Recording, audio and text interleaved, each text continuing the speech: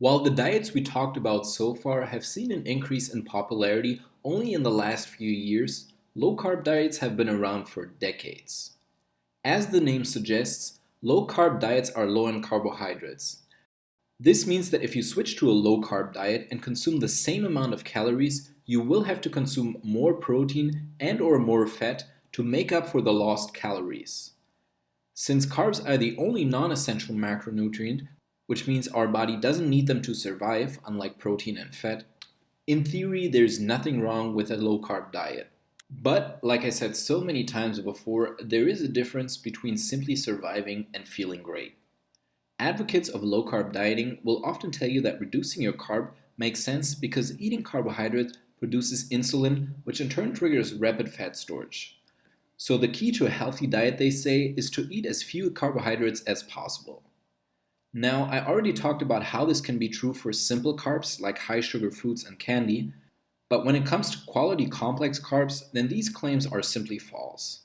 In fact, if you regularly exercise, then not consuming complex carbs will hurt your strength level and therefore your muscle gains. Trust me, you'll feel a lot weaker and your workouts will become very difficult if you don't provide your body with the fuel in the forms of complex carbs. What this means is that if you want to gain muscle, then low carb diets are not optimal and I don't recommend them. Now, what about weight loss? Does a low carb diet make sense when wanting to lose fat? As so often, the answer is it depends. If you're completely sedentary, meaning you almost never exercise, then yeah, it makes sense to cut carbs, simply because carbohydrates are primarily energetic, so their purpose is to give your cells energy. If you don't do anything with your body, it doesn't need very much energy, so it doesn't need the carbs.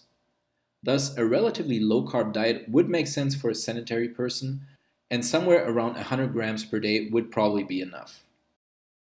Also, people who consume primarily simple carbs, such as processed and junk foods, will benefit from eating less of them, simply because anything you eat instead of junk food is probably going to be more nutritious. That being said, to lose weight, you always have to follow a negative calorie balance, like I said so many times before, no matter if you're eating low or high carb. The problem with low carb diets, though, is that it's easier to overeat. For many people, the absolute worst part of dieting to lose weight is the hunger, which often leads to cravings. Unfortunately, a low carb diet basically guarantees that you're going to struggle with hunger. Carbs, especially the fiber rich types, have a significant impact on your fullness, whereas dietary fats don't. That is, eat a bunch of fibrous carbohydrates and you'll feel very full for quite some time. Eat a bunch of dietary fat and you won't. Also, fat is a lot more calorie dense, with 1 gram of fat having double the calories of 1 gram of carbs. So, as you can see, unless you don't exercise at all or have problems with your insulin sensitivity, low carb isn't the best choice. Of course, different people react differently to more or less carb intake, so it makes sense to try it out at least once. Maybe you're one of those people that actually feel better with less carbs, and that's what matters in the end.